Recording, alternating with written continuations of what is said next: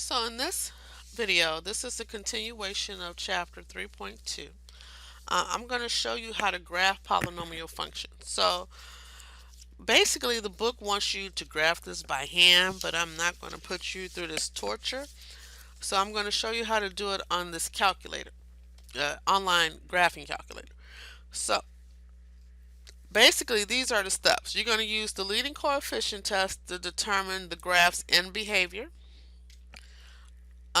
You're going to find the x-intercepts by setting the function equal to 0 and solving the resulting polynomial equation. And then you're going to determine whether or not it's going to cross the x-axis or if it's going to touch the x-axis. And then you're also going to figure out the y-intercept by computing f of 0. And then this part number 4 on your homework, if you get a question like this, the answer should be neither. It won't be symmetric about the y-axis or the origin, so you can put neither for these. Okay? And then use the fact that the maximum number of turning points of the graph is n minus 1. Alright, so I gave you the link to it's called Desmos calculator. But we're going to go over a problem just to give you the basics, because on the homework it may ask you about the end behavior, the x-intercepts, the y-intercepts, and the turning points. So let's look at this problem. We have x cubed minus 6x squared minus x plus 6. So we're going to look at the end behavior. We're going to look at the x-intercepts. They also call them the zeros. And we're going to see whether or not it crosses or touches. We're also going to calculate the y-intercept, and then we're going to calculate the turning points.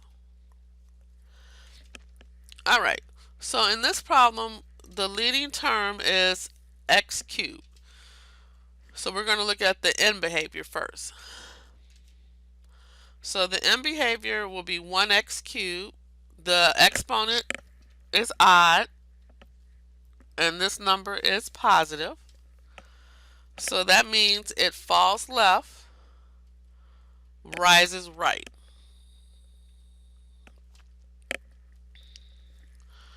Alright, so now to figure out the x-intercepts, we're going to set the function equal to 0. So we have x cubed minus 6x squared minus x plus 6 equal to 0. So since we have 4 terms, we are going to factor by grouping. So like I said, this before you took this class, they expected you to know how to factor. So in this first group, I'm going to factor out an x squared. I'm left with x minus 6. Since the leading term is negative in the second group, I'm going to factor out a negative 1. I'm left with x minus 6. So now x minus 6 is common in both terms. I factor it out. I'm left with x squared minus 1. X squared minus 1 is a difference of squares. It factors into x plus 1, x minus 1. So to figure out the x-intercepts, I'm going to set each one of these equal to 0. I get x is 6, x is negative 1, and x is 1. Each one of these have a multiplicity of 1. So we talked about multiplicities in the last video.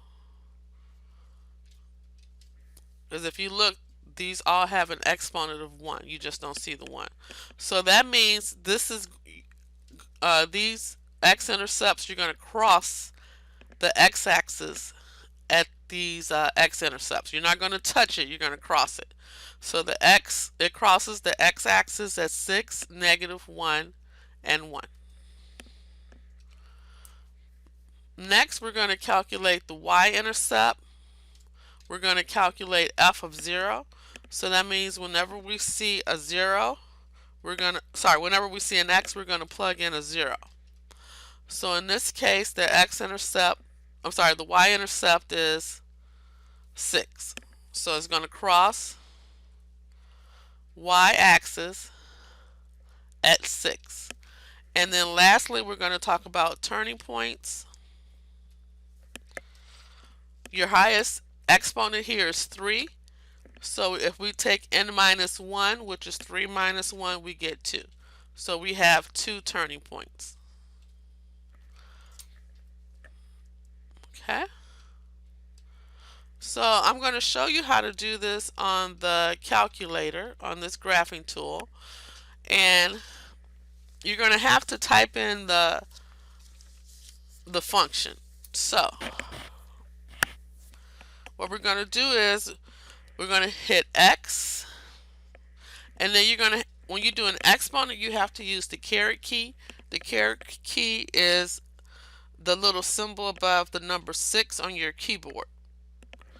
Okay, it looks like a little small arrow pointing up, so that's the caret key. So if you want to do exponent, as you can see when I did the exponent on your screen, the cursor kind of went up, and then I can put x cubed.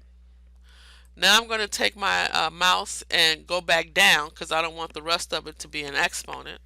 I'm going to put minus 6, and then I have to do another caret and then squared.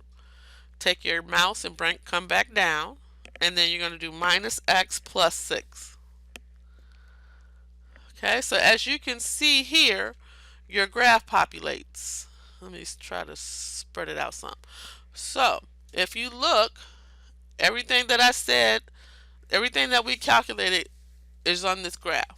So we said that the graph will cross at 6, -1, and 1.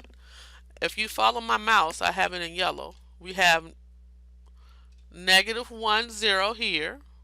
We have 1, 0 here, and we have 6, 0 here. Those are all the x-intercepts. As you can see, the graph crosses these. We also said that the graph will fall left, rise right. So if you look at my graph, it falls left. On the left hand is down. It rises right. On the right hand, it goes up.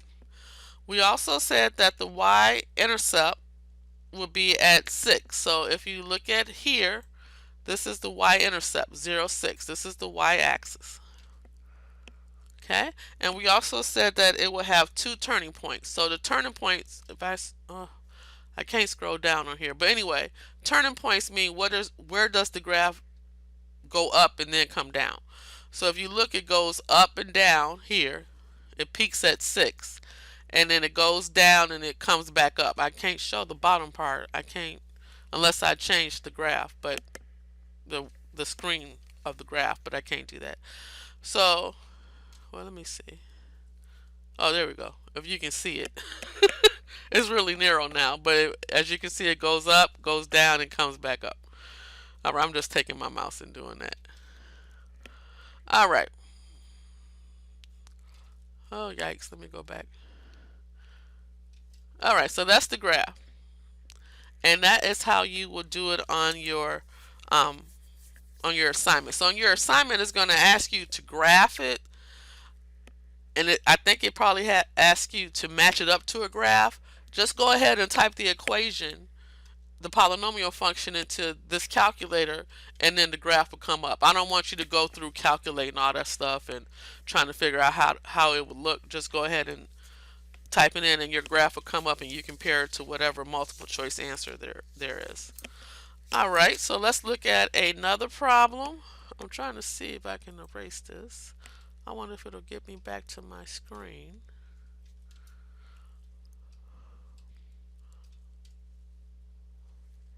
I think I went too far out, but I don't know how to reset it.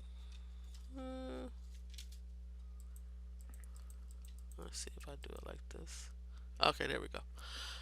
All right, so let's look at another problem. And this one is 2 times x plus 2 squared times x minus 3. So in this one, your 2 is your leading coefficient and it's positive. We're going to look at the exponents. We got a 2 and a 1. When we add those up, we get 3. So that's my degree. And my degree is odd.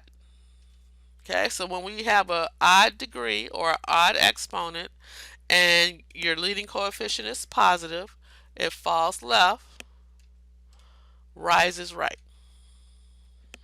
Okay, So this one we don't have to factor, it's already factored for us. So I'm going to take x plus 2 and set it equal to 0. And I'm going to take x minus 3 and set it equal to 0. I get negative 2 here and I get 3 here. This one has a multiplicity of 2 because as you can see it has an exponent of 2. And 2 is even, so that means it will touch the x-axis. So it touches x-axis at negative 2. Here, this has a multiplicity of 1. Because as you can see, there's a 1 here. It's not written there, but you can type it in. A multiplicity of 1. So that means it will cross the x-axis at 3. Alright, so now let's talk about how to do the y-intercepts. We're going to set x equal to 0 and solve for y. So this will be 2 times 0 plus 2 squared times 0 minus 3. This gives me 2 times 2 squared times a negative 3. This gives me a negative 24. So that means it's going to cross the y-axis at negative 24. Your highest exponent is 3 in this case. The highest degree is 3. So your turning points would be 3 minus 1, which is 2. Alright, so let's go ahead and do this in the calculator. So I'm going to erase this and do a new one. So you can just type it in as is. We have x plus 2. You have to put it in your parentheses, squared, times x minus 3. Alright, so this one must go out a little bit. So, well, maybe not. Okay, there we go. So in this one, like we said that it's going to touch the x-axis at negative 2 and cross the x-axis at 3. So if you follow my mouse, as you can see at negative 2, we touch. We touch here. We don't cross it. We touch. And at 3, we cross it. It has 2 turning points. As you can see, it goes up, comes back down, and then it goes up again. I don't want to scroll out so you can see the bottom, but because it's all the way down at the bottom, it's at negative 24. Well, I guess let me see. I hate doing this. Alright, so if you see the y-axis, it crosses the y-axis at negative 24, which is what we said.